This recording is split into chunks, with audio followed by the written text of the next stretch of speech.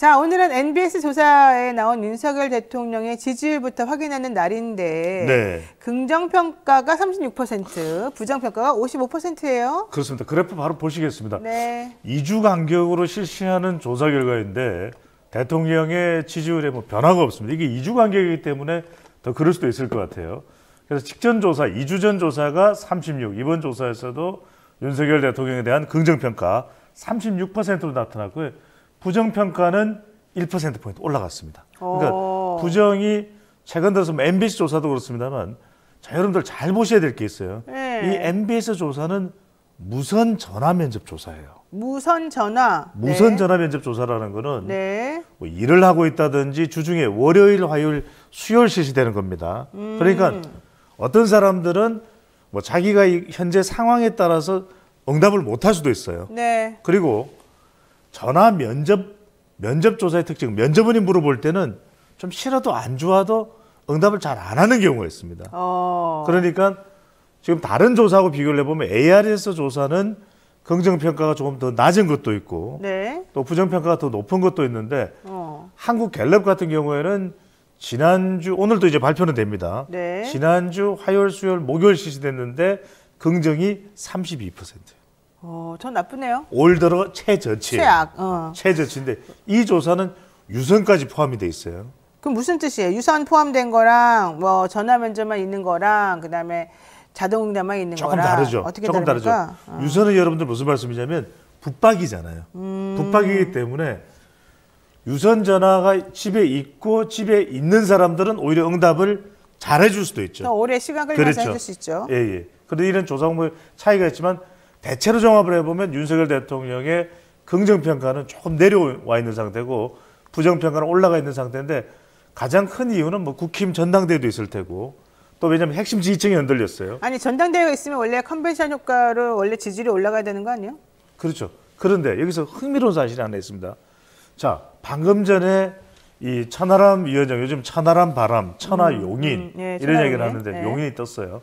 근데 이 천하용인 이 바람이 있는 겁니다. 그러니까 흥미로운 것 중에 하나는 대통령의 지지율은 최근 여러 조사에서 내려가는데 조금이라도 내려간 결과가 있는데 국민의힘은 올라갔어요.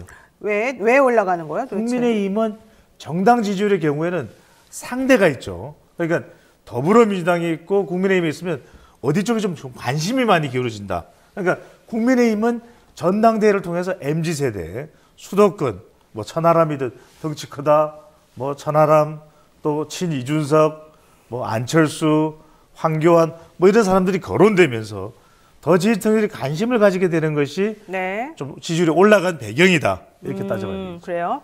자, 5대 은행과 3대 통신에 대한 과점체제 허물기를 하겠다. 이런 건 사실 생각해보면 좋은 정책일 수도 있는데 그렇죠. 그 구체적인 내용이 없다 보니까 그리고 좀 주먹구구식으로 지금 그냥 일단 말부터 해놓는 거 아니냐 뭐 이런 얘기가 나오면서 긍정적인 효과를 많이 보지는 못하는 것 같아요. 이런 거는 결과적으로 윤석열 대통령의 정책에 대해서 별로 사람들이 신뢰하지 않는다. 이렇게 봐도 되는 겁니까? 여러분들 우리 분석을 할 때 그냥 주먹구구식으로 분석을 하면 안 됩니다. 그러니까 네. 우리 코너를 우리 시청자분들이 자꾸 사랑하고 제가 등장하면 조금 더 들어오죠. 지금 더 들어왔나요? 네. 아니 좀 네. 떨어졌는데요? 아, 네. 자제하겠습니다. 네. 분발하겠습니다. 네. 아니에요. 제가 무슨 말씀을 드리냐면 네. 자, 방금 전에 우리 노 진행자가 하신 말씀도 맞아요. 뭐 좀 더 좀 본질적인 거 없냐. 통신 문제나 통신비 어제 오늘 이야기 아니잖아요. 난방비를 그렇게 망가뜨려 놓고 뭐 자기네는 그다음에 배당한다고 또 그러고. 뭐 5대 은행, 4대 은행 이야기했다고 하시면 5대 은행 이야기했는데 4대 은행의 순이익 추정치입니다. 작년 한 해 네, 동안에 네. 지금 17조 이상으로 될 거라고 전망되고 있어요. 예측되고 있습니다. 그 이야기는 뭐냐면 이 문제가 이렇게 그냥 임기응변식으로 해결될 수 있는 문제가 아니에요. 근본적인 해결. 우리 지금 은행과 지금 대출자들 또 우리 고객들의 가장 큰 문제는 뭐냐면 서민들의 문제는 네. 금리 자체를 바꿔라 이거예요. 바꾸라 이거예요. 변동금리 때문에 많이 껑충 뛴 이 금리를 더 최소 고정금리로 가져갈 수 있는 안전장치를 마련해달라. 이게 핵심이에요. 근데 여기서 더 중요한 건 뭐냐. 자, 이게 문제가 아닙니다. 자, 대통령의 지지율과 단결된 건 세 가지입니다. 안경사, 안보 외교는 잘해야죠. 그 다음에 경제, 그 다음에 성과. 그건 또 나와야 되는 거죠. 근데 지금 대통령의 지지율에 가장 크게 영향을 주는 건 뭡니까? 지금 천하람 후보가 나와서도 무슨 이야기예요? 윤핵관 이야기합니다. 사람이에요. 안경사, 사람에 대한 문제. 사람. 김건희 특검, 이상민 탄핵, 그다음에 윤핵관 이런 사람들에 대한 조치 이런 것들이 정리되느냐 정리되지 않느냐 이게 핵심인 거죠. 그래요. 예. 그러니까 지금 나와 있는 이런 것만 가지고 당장의 지지율을 얘기할 건 아니지만 그렇죠. 예, 좀 사람에 좀 더 집중해서 지지율을 끌어올릴 수 있는 여러 가지 걸 시도해보는 게 그렇죠. 좋겠습니다. 지금은 사람이 문제입니다. 사람이 중요하니까. 예. 저도 그런 것 같아요. 사람이 모든 일을 다 사람이 하잖아요. 그렇죠. 예, 그러니까 예, 주변에 사람이 많아야 되고. 노영희 진행자가 좋아하는 사람이 저죠. 사람이 맞습니다. 저. 네, 다 좋아합니다 저는. 예. 자, 검찰이 위례 신도시하고 대장동 개발 특혜 그리고 성남 FC 후원금 의혹을 받고 있는 이재명 대표에 대한 영장을 청구했습니다. 예. 제1야당 대표에 대해서 구속영장 청구해서 결국 체포동의안이 국회까지 넘어갈 예정인데요. 이게 헌정사상 처음 있는 일이란 말이죠. 이런 것들이 오히려 이재명 대표에게는 뭐 동정 여론 내지는 정치 후보 프레임 때문에 더 좋은 그런 영향을 미칠지 아니면 정말 저렇게 나쁜 짓을 저질렀을까라고 생각하면서 나쁜 영향을 미칠지 궁금합니다. 근데 이제 지켜봐야 되는데 저는 이제 우선 드는 생각은 뭐냐면 조급했나? 조급했나? 누가 조급했나? 검찰이? 아. 왜 그러냐면 두 가지입니다. 저도 예상을 못했어요. 왜냐하면 국민의힘 전당대회도 아직 안 끝났어요. 네. 그런데 지금 다수당이에요. 국회 다수당의 대표에 대해서 영장을 친다? 이게 이렇게 수사가 다 끝났나? 이렇게 조급할 일인가? 두 번째는 뭐냐면은 우리가 기소는 할 것으로 예상이 됐어요. 대체적으로. 그죠? 네. 재판은 일단 해야 될 테니까 해야 될 가능성이 높으니까. 그런데 기소에는 구속 기소와 불구속 기소가 있어요. 그렇죠. 그런데 지금 체포 동의안 제출해봐야 다음 주에 저는 부결될 가능성이 높다고 봐요. 그런데 그걸 모를까? 노웅래 의원 때도 부결됐는데 당의 대표가 뭐 언론 보도는 그렇죠. 언론 보도는 뭐 28명만 뭐 어쩌고 하면 뭐 파란이 일어나 20명만 있어도 뭐 파란이 일어나 그건 언론 보도인 것이고 현실은 현실입니다. 그런데 저는 그런 걸 모를까 검찰이? 그럼 왜 그럴까? 제가 드는 생각은 뭐냐면 여론전이다. 왜냐하면 지금 자 국힘 전당대 상태 좋아요 안 좋아요? 안 좋습니다. 네. 자 김건희 특검 상태 좋습니까 안 좋습니까? 안 좋아요. 네. 이상민 탄핵 상태 좋습니까 안 좋거든요. 곽상도 50억 상태 좋습니까? 이 모든 것을 덮을 수 있는 건 뭐다? 구속영장 치자. 모든 이슈의 블랙홀이 이제 앞으로 3, 4개월은 여기로 빠져든다. 네. 저는 이 판단을 했을 가능성이 있지 않을까 생각해요. 물론 검찰은 그럴 겁니다. 아니 우리가 무슨 그런 정치 검찰이냐 그런 거 고려하냐. 하지만 그렇게 인식이 돼요. 그래서 저는 떠오르는 네 글자 조급했나. 네, 조급했나. 근데 뭐 검찰이 영장 청구한 것도 웃겼지만 대통령실에서 주간 조사를 통해서 얘기한 게 있잖아요. 이번에 체포동의안 부결되면 다른 걸로 또 영장 계속 친다. 그런 얘기 나왔고요.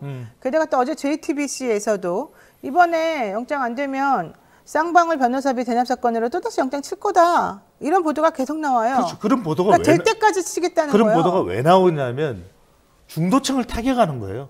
계속해서 여론 부담을 안겨주는 겁니다. 왜냐하면 아니 검찰 수사가 축적되고 검찰 수사가 상당히 이 완성도가 높아서 그것이 제출된다면 아니 국민들도 그걸 보게 되겠죠, 그죠? 근데 지금은 없는 거예요. 그럼 뭐냐?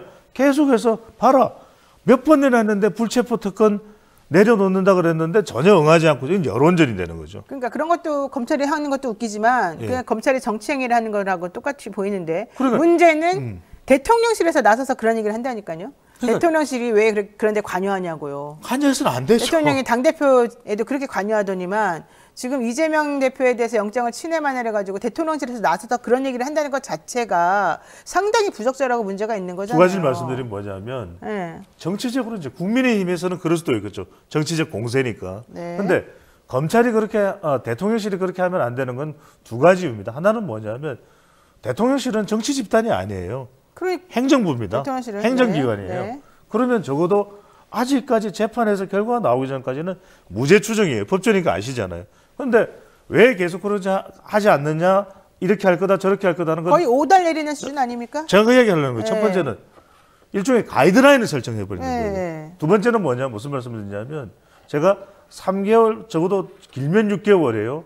더 깊은 수렁을 빠지고 자 대통령실에서 그렇게 이야기해버리면 이제는 여야 간의 협력이라는 건 전혀 없어요. 왜?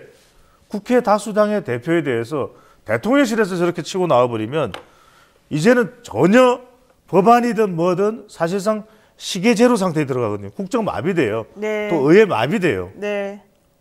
그런 상황이 된다는 거죠. 지금 어쨌든 이번에 윤석열 대통령에 대한 지지율이 32%가 이제 참 안 좋은 마지노선까지 지금 네. 보여졌다 그랬는데 앞으로 계속해서 전당대회 이슈가 나올 것이고요. 그다음에 곽상도 의원이라든가 뭐 도이치모터스라든가 여러 가지 판결에 의하면 또 그리고 이 김학의 전 법무부 차관에 대한 그런 출국금지 사건에서 또 문제가 됐던 검사들 다 또 관련자들 전부 다 거의 다 무죄받았단 말이죠. 이성윤 뭐 등등. 예. 네, 이런 것들을 보게 되면 사실은 검찰이 그동안 시도했고 언론에 알려졌던 모든 내용들이 다 사실은 다 너무 오버였고 과장됐고 잘못되었다라고 하는 판결이 나온 거나 마찬가지거든요. 그렇죠. 예. 그러면 앞으로 윤석열 검찰이 그럼에도 불구하고 계속 똑같은 방식으로 하냐? 대통령이 자꾸 관여하는 모습을 또 똑같이 보여줄 것이냐? 그러면 또 앞으로 결과적으로는 더 나쁜 지지율이 더 나쁘게 떨어지는 그런 쪽으로 가지 않겠냐? 이런 생각이 있는 거예요. 첫 번째예요. 저는 앞으로도 계속 간다고 봅니다. 왜냐하면 데이터 분석 전문가가 계속 간다는 거는 대통령의 관여가 계속해서 압박을 할 것이다. 이 기조는 바뀌지 않을 것 같아요. 네. 왜냐하면은 그렇게 국힘 전당대회 파장이 있었음에도 불구하고 또 나왔던 이야기가 대통령의 명예당대표 이야기. 명예당대표 이야기가 우리가 시성으로 보나 네, 그 얘기도 적합성으로 보나 어떻게 네. 나올 수가 있는 거죠. 또 하나 그러니까요. 말씀드리면 무슨 말씀이냐면 핵심은 이거예요. 윤석열 대통령도 그렇고 대통령실도 그렇고 지금 지지율에 개의치 않아요. 이걸 의식한다. 역대 대통령 중에서 지지율에 용 빼는 수 없었어요. 지지율을 다 의식했습니다. 더군다나 임기 초반에는 그랬습니다. 그런데 윤석열 대통령도 그렇고 대통령실은 지지율을 의식하지 않아요. 네. 개의치 않아요. 지지율 뭐 더 내려가도 24% 지지율일 때도 의식하지 않았어요. 예. 알겠습니다. 자, 국민의힘 전당대회 혼전 양상인데요. 뭐 각 조사마다 1위가 다 다르게 나오고 있습니다. 두 가지를 비교해 볼 텐데요. PNR에서 국민의힘 지지층을 대상으로 조사한 게 있는데 김기현 41.2%, 안철수 24.6%, 천하람 13.4%, 황교안 12.6%였습니다. 그런데 그리고 NBS에서 나온 거 역시 국민의힘 지지층을 조사한 건데 여기에서는 안철수가 30%, 김기현 26%, 황교안 8%, 천하람 6% 이런 수준으로 나왔어요. 근데 또 다른 뭐 여기서는 천하람 후보가 오히려 그러니까 이 국민의힘을 지지하는 사람 플러스 그 중에 당원, 그렇죠. 책임 당원 이 사람들의 또 지지 성향을 봤더니 오히려 안철수 의원하고 천하람 의원하고가 별 차이가 없이 1, 2위를 달리는 것처럼 나왔단 말이죠. 네네. 자, 이런 결과는 무엇을 의미하는 겁니까? 혼전이다. 이 국힘 그런 건 나도 말하겠어요. 혼전이다. 아니 그 말씀을 드릴 수밖에 없는 것이 네. 이 국힘 전당대회에 대해서 어떤 기준이나 철학이 없어요. 무슨 말씀이냐면 지금 나오는 조사를 망라해 보면 네. 다 차이가 있습니다. 근데 한 가지 핵심적인 건 뭐냐면 윤석열 대통령의 이른바 친윤 성향이 강한 당원들인 경우에는 대통령을 버릴 수는 없어. 윤석열 대통령은. 그런데 김기현 후보가 보면 그게 부응이 안 돼요. 그러니까 김기현 후보에 대한 지지율이 안 나와. 그다음에 두 번째입니다. 그다음에 지금 우리 지지율 쭉 보고 계시는데 이게 혼란스럽다는 말씀 자꾸 드리는 게 뭐냐면 지금 전체 응답자에게 물어보면 천하람이 또 제일 높게 나와요. 그러니까요. 그 이야기는 뭐냐면 여기는 더불어민주당 전 국민 대상으로 했을 때 그렇죠. 전 국민 대상으로 전체 응답자입니다. 네. 국민의힘 지지층뿐만 아니라 진보층도 들어가 있어요. 그 이야기는 이건 더불어민주당이나 또는 이 비국민의힘 지지층에서 볼 때는 응답자에서 볼 때는 이 지금 전당대회는 말이 안 되는 거예요. 그러니까 김기현도 아니야, 안철수도 아니야. 차라리 그냥 천하람 같은 사람이 젊은 사람들이 일 좀 해봤으면 좋겠어. 천하 용인이 이 의견이에요. 그다음에 또 하나 핵심적인 게 뭐냐면 당원들한테 물어본 조사가 있습니다. 이거 수치는 말씀을 안 드리니까요. 그러니까 이 조사 보면 폴리뉴스가 경남뉴스연합과 피플 네트워크 리서치 의뢰를 해서 실시를 한 조사 결과인데 여러분들이 확인해 보십시오. 근데 이 결과를 보면 국민의힘 지지층 중에서 책임 당원입니다 하고 응답한 사람들만 모아서 그걸 냈어요. 그러니까 당원 조사. 이거는 뭐냐면 김기현이 높은데 가반은 아니에요. 그렇죠. 그다음에 천하람과 안철수가 거의 비슷해. 비슷해. 예. 예. 이 이야기는 여러분들 뭐냐면 오늘 핵심 포인트는 이겁니다. 천하람이 결선 투표 올라갈 수도 있어요. 그러니까 김기현 대 안철수 혹은 김기현 대 천하람으로 갈 수 있다. 저는 천하람이 결선 투표에 올라간다면 이건 당원들 사이에서도 심판이 내려진 겁니다. 어허. 심판. 왜? 윤석열을 버리지는 못했지만 네. 이건 아니야. 이건 진짜 아니야. 우리가 지금 단계에서 윤석열을 버리지는 못했지만 저는 그 준엄한 심판이에요. 그러면 보세요. 안철수 지지층하고 천하람 지지층이 미묘하게 갈린다는 거예요. 지금 이 말은. 그렇죠. 자, 안철수를 지지하는 층의 성향은 어떻고 천하람을 지지하는 지지층의 성향은 어떻습니까? 겹쳐요. 차이가 뭡니까? 겹쳐요. 겹치는데 뭐가 겹치는데 달라요? 약간의 차이는 뭐냐 하면은 네. 약간의 차이는 좀 더 MZ세대나 수도권이나 반윤 성격이 더 강한 쪽이 천하람이에요. 아, 그거 맞는데 네. 이번에 그 선거인단의 성향을 살펴보니까 나이 많으신 분들이 60% 이상을 차지하기도 하고 그렇죠. 또 수도권보다도 그 MZ 세대들보다도 이제 저쪽 분들 또 저기 영남 저런 쪽에 계신 분들이 좀 더 많은 걸로는 계속 나왔어요. 물론 아니요, MZ 세대들이나 젊은 당원들의 비율이 높아지긴 했는데 높아지긴 했어요. 했는데 그래도 전체적으로 보자면은 여전히 보수적인 기존의 보수적인 사람들의 퍼센티지가 높단 말이에요. 그래서 말씀드리잖아요. 그래서 그런 분포를 보면 윤석열 대통령을 버리진 못한다. 그 말씀을 드리잖아요. 김기현이 못마땅하더라도 하지만 그래도 이전과는 달라진 당원들의 구성. 이 직전 전당대회가 2021년 6월 11일이었거든요. 네. 그러니까 천하람 쪽으로 많이 와 있는데 네. 안철수하고의 가장 큰 차이는 뭐냐면 더 뚜렷한 반윤 또 반윤핵관 쪽에 서 있는 것이 천하람 쪽이고 좀 더 약간 중간에 애매모호한 지대에 서 있어요. 그러니까 안철수 의원이 순회 연설에서 한 이야기를 보십시오. 왜냐하면 김기현 후보가 친윤이다. 그래서 윤심을 안고 있는데 이건 아니다. 이렇게 이야기 안 하잖아요. 울산 KTX 그 개인적인 땅 문제 이야기를 하잖아요. 그 이야기인 거죠. 그러니까 비윤과 반윤 쪽도 아니고 네. 친윤과 비윤의 중간지대에 서 있는 것이 안철수 의원이기 때문에 이게 고민이에요. 안철수 의원은. 저는 오히려 애매모호한 그거 거죠. 같아요. 사람들은 일단 이준석 사건을 잊지 못하고 있기 때문에 천하람도 거의 이준석하고 비슷하다고 보면은 천하람을 뽑는 거는 좀 위험하다고 생각할 수가 있을 것 같고 첫 그렇죠. 번째로는 게다가 안철수 후보보다는 천하람의 인지도나 그동안에 이제 정치 공략이 좀 떨어지는 건 사실이고 결과론적으로는 이제 누군가에게 수렴시켜 줘야지 자신의 표가 사표가 되지 않는 거니까. 네네. 그러면 결과적으로는 지금이야 여론조사니까 그냥 안철수나 천하람이나 자기가 지지한 대로 뽑을 수는 있겠지만 실제 전당대회 가게 되면은 한 명한테 몰린단 말이죠. 결론은. 그렇죠. 그럼 그게 당 대표는 한 표예요. 그게 바로 이제 안철수 중심으로 이 안철수와 천하람과 나머지 이런 좀 약간 진보적인 성향의 보수 세력이 뭉칠 거고. 그다음에 김기현, 한교안 이렇게 되면은 김기현 쪽으로 뭉칠 거란 말이죠. 그래서 저는 결과론적으로는 김기현이 될 것 같은데 결선도 그래서 그냥 김기현 대 안철수로 갈 가능성이 높다 이렇게 본다는 거죠.